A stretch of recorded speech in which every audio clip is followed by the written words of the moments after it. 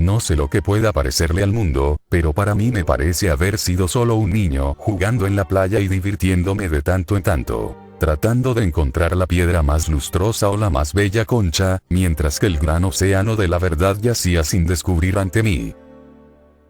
Isaac Newton.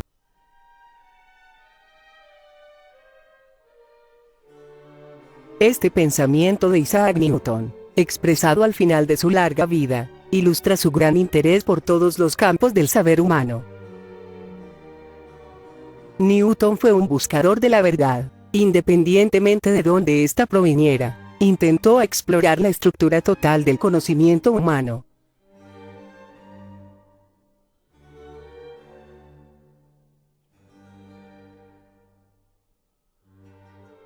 Isaac Newton, hijo prematuro de Isaac Newton y Hannah Hiscock, dos campesinos puritanos,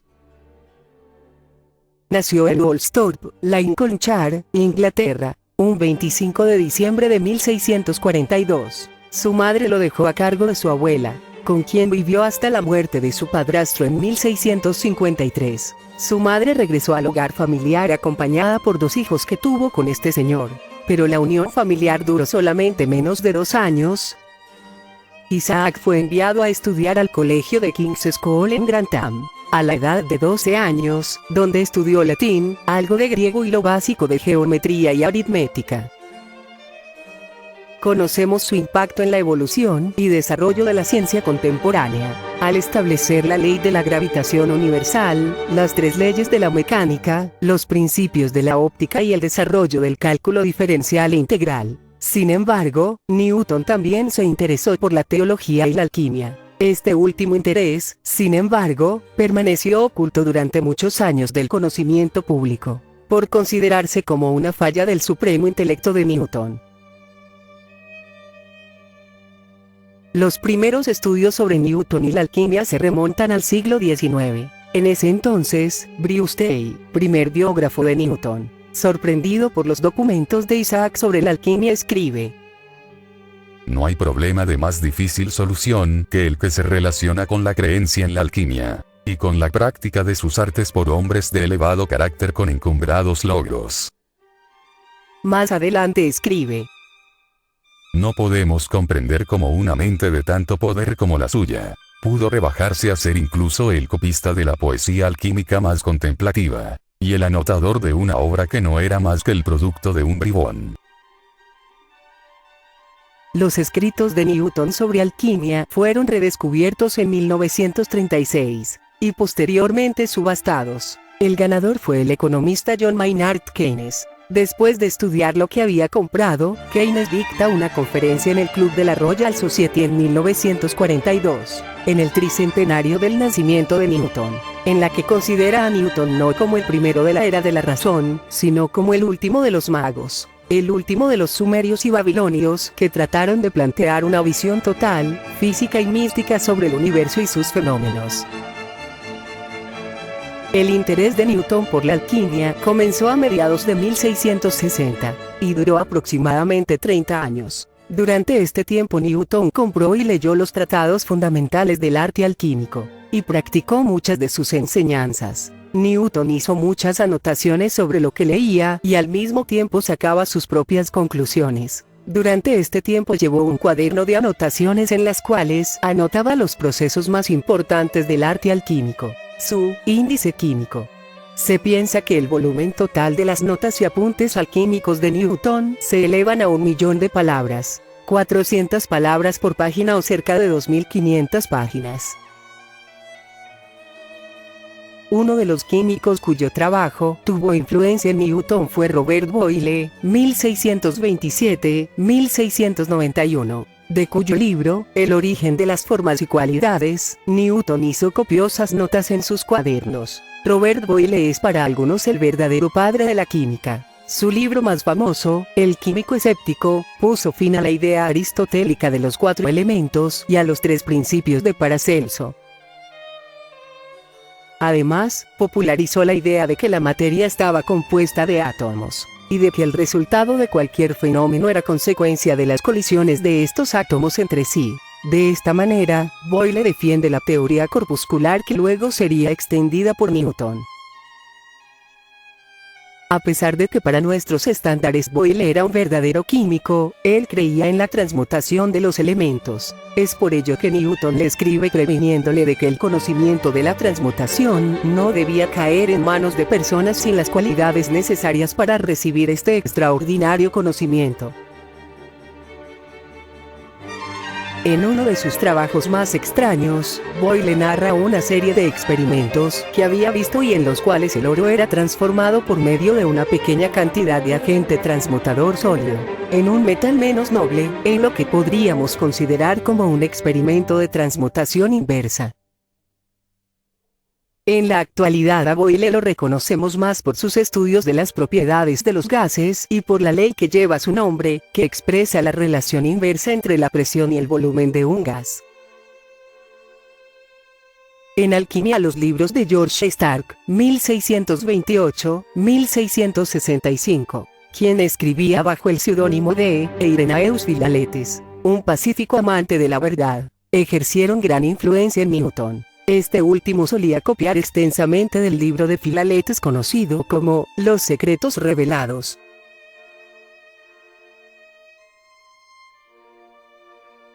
Para entender el interés de Newton por la alquimia, y el por qué se involucró en un arte que para muchos representa una pérdida de tiempo, debemos situar a Newton en su propio contexto histórico. Barrow y otros conocidos académicos del Trinity College en Cambridge entusiasmaron a Newton a continuar sus estudios alquímicos. Al retiro de estos profesores, Newton heredó algunos de los utensilios que estos utilizaban en sus experimentos, lo que le ayudó a realizar sus propias prácticas. Newton realizaba sus experimentos en un pequeño cuarto, en donde también tenía instalados algunos hornos, que de acuerdo a su ayudante podían estar ardiendo durante días y noches.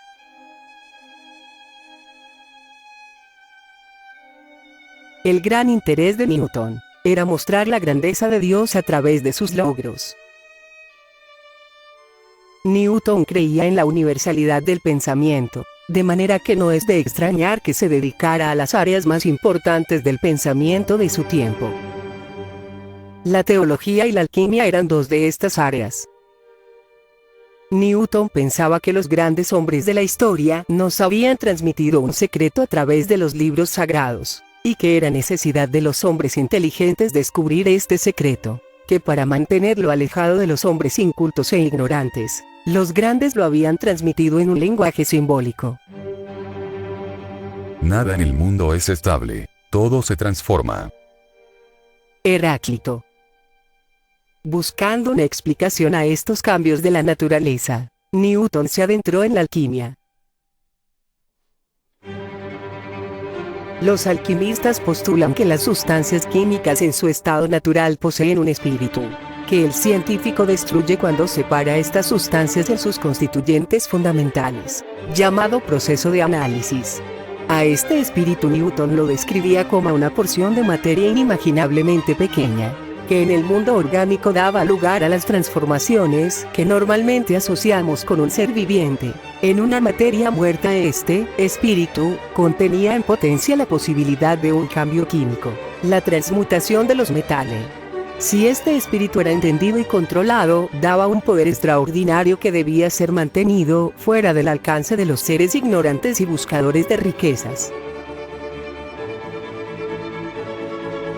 En su experimentación con la alquimia, Newton llevó estándares de rigor científico a sus experimentos. El sentido filosófico de que la naturaleza es cuantitativa es el mismo principio que regía su trabajo en física matemática. La mayoría de sus experimentos alquímicos apenas utilizaban unos pocos gramos de sustancia. Realizaba tan minuciosamente sus pesadas que a veces mezclaba los ingredientes sobre un espejo para que ninguna cantidad pudiera perderse. Y contaba no solo los granos individuales, sino también las fracciones de granos con la punta de un cuchillo.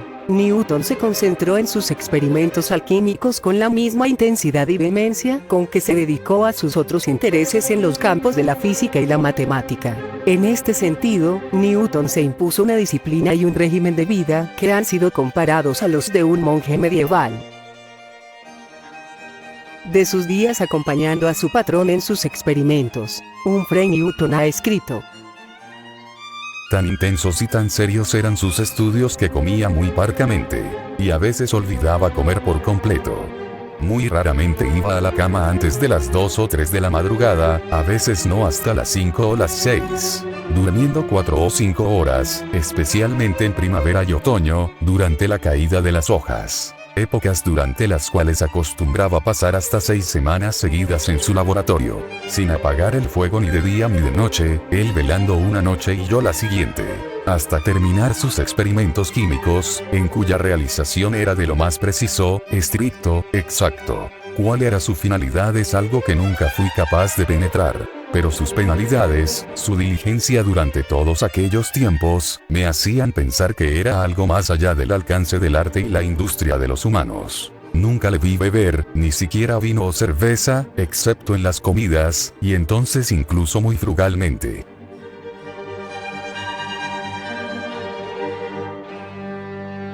Sobre la alquimia, Newton escribió lo siguiente: porque la alquimia no trata con los metales como piensan los vulgares ignorantes, cuyo error les ha hecho despreciar esta noble ciencia, sino también con las venas materiales de cuya naturaleza Dios creó a sus servidores para que concibieran y procrearan a sus criaturas.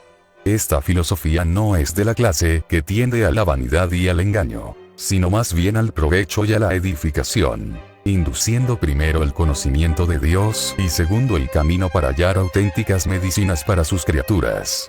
Su finalidad es glorificar a Dios en sus maravillosas obras, enseñar al hombre a vivir bien.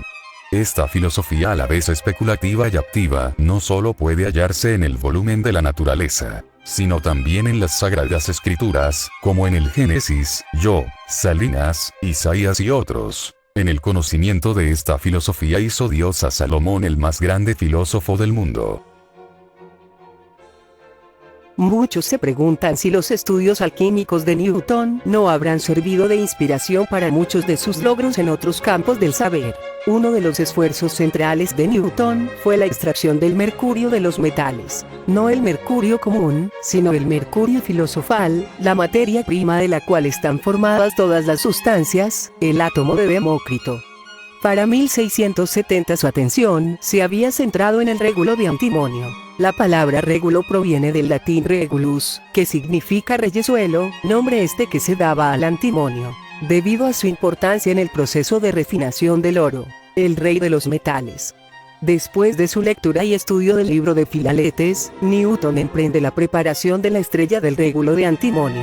Este nombre proviene de que cuando el antimonio ha sido bien purificado forma cristales largos y esbeltos y, durante el enfriamiento, se disponen formando ramas triangulares alrededor de un punto central, adoptando el aspecto de una estrella de plata. Se ha comentado que las líneas de los cristales, que parecen irradiar del centro de la estrella régulo de antimonio, pueden también ser considerados como irradiando hacia el centro, lo que les da un carácter de atracción antes que de emisión. Newton pudo muy bien utilizar esta analogía para desarrollar el concepto de gravitación, donde las líneas de fuerza se dirigen y convergen en un punto central.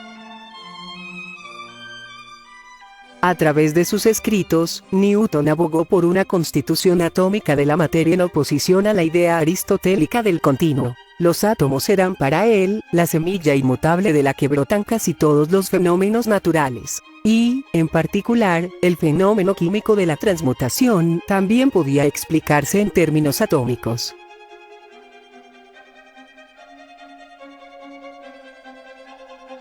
En un ensayo de lo que pudiéramos considerar como las bases microscópicas de la química moderna, Newton escribe: ¿acaso no poseen las pequeñas partículas de los cuerpos ciertos poderes, virtudes o fuerzas, con los cuales ellas actúan a distancia, no solo sobre los rayos de luz al reflejarlos, refractarlos y afectándolos, sino también unas sobre otras para producir una gran parte de los fenómenos de la naturaleza? porque es bien conocido que los cuerpos actúan unos sobre otros por las atracciones de la gravedad, el magnetismo y la electricidad. Y estas instancias muestran el tenor y curso de la naturaleza, y no es improbable que existan otras fuerzas atractivas diferentes a estas.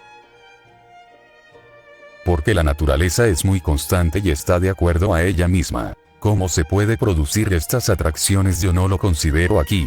Lo que yo llamo atracción puede ser producido por impulso o por algún otro medio desconocido para mí.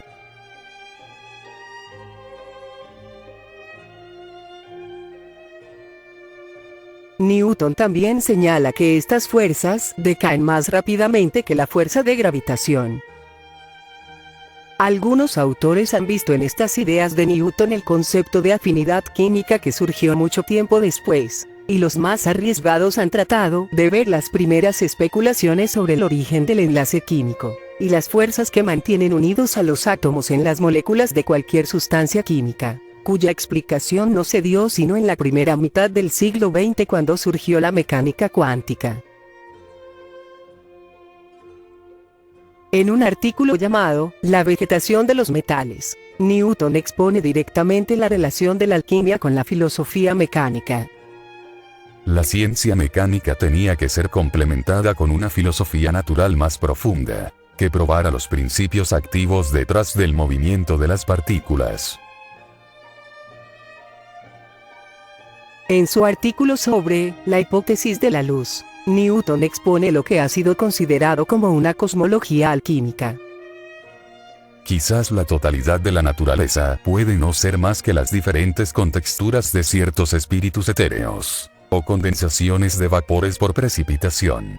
Y después de la condensación transformadas en varias formas, primero por la mano inmediata del Creador y desde entonces por el poder de la naturaleza, que por virtud del mandato, increméntense y multiplíquense, llegó a ser un imitador completo de las copias establecidas por el protoplasto.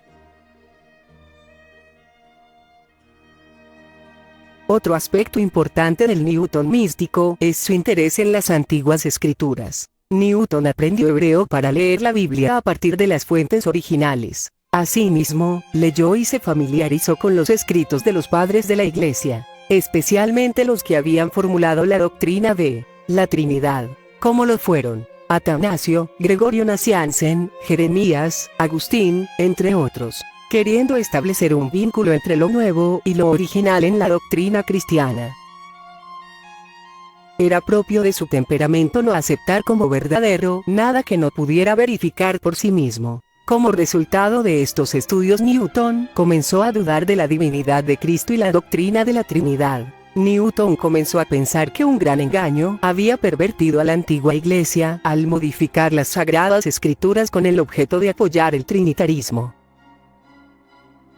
Con el triunfo de Atanasio sobre Arrio, en el siglo IV, que impuso la doctrina de la Trinidad en el cristianismo, el arrianismo pasó a ser una de las herejías cristianas, posición que fue apoyada por el Concilio de Nicea en 325. Newton rechazó la ortodoxia cristiana a favor del arrianismo. De acuerdo a Arrio, Dios es infinito e ilimitado y existe más allá del espacio y el tiempo. Pero Cristo, siendo hombre, es finito y limitado. Por lo tanto, Cristo no puede poseer la misma divinidad de Dios. El punto de Newton era que se cometía un pecado capital al idolatrar a Cristo como a un Dios. Newton apoyó al arrianismo por su firme creencia de que Dios está por encima de todo y de que su misión en la tierra era honrar y demostrar la grandeza de Dios.